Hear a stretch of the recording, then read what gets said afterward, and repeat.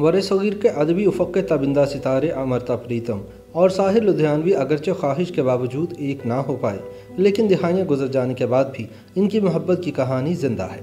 कहा जाता है कि जो मोहब्बत और एहतराम साहिर अपनी माँ सफ़दर बेगम के लिए रखता था, उसके बाइस वो किसी दूसरी औरत को तवज्जो देने में नाकाम हो जाता था। अमृता प्रीतम वो वाहिद औरत थी जिसे साहिर ने अपनी माँ के बाद सबसे ज़्यादा तवज्जो और चाहत दी, मगर फिर भी ना जाने क्यों दोनों शादी के बंधन में ना बन सके। अमृता प्रीतम मारूफ भारतीय शायरा और नावल निगार थीं।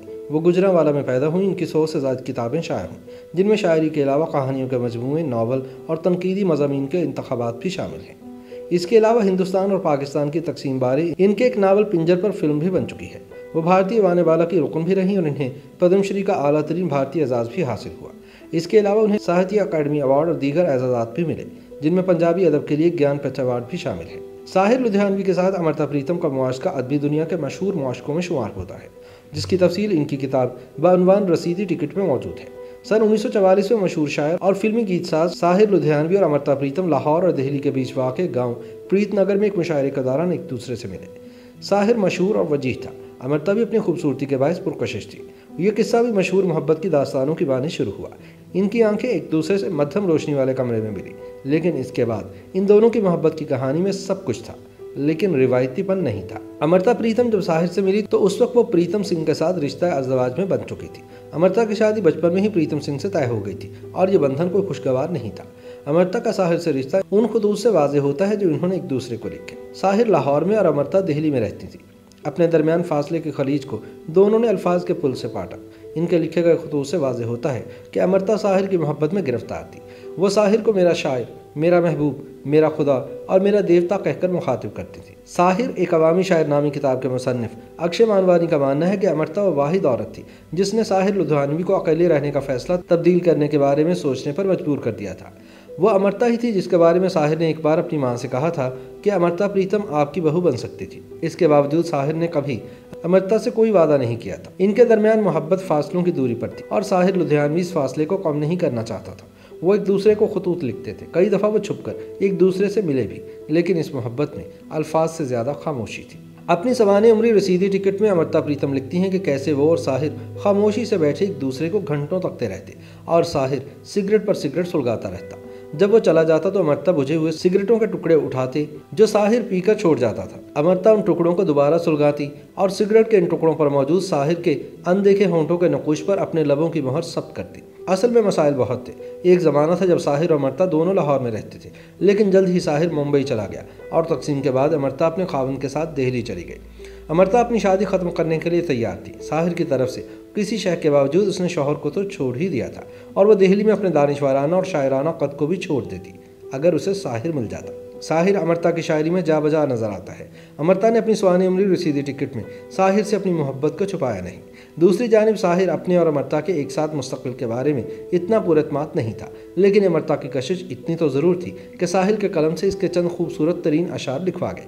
ये बहुत अहम नुक्ता है, क्योंकि शायर अपने शायराना फ़न की ओज पर तभी महसूस होता है जब वो मुआशरे पर चोट कर रहा हो और उसके सियासी आदर्श की झलक साफ दिखाई दे रही हो। साहिर की शायरी में मोहब्बत की हैसियत सानवी थी। फिर भी अमृता और इन दोनों की नामुकम्मल मोहब्बत ने इसे फिल्म दोस्त का चांद के लिए महफिल से उठ जाने वालों लिखने पर मजबूर कर ही दिया।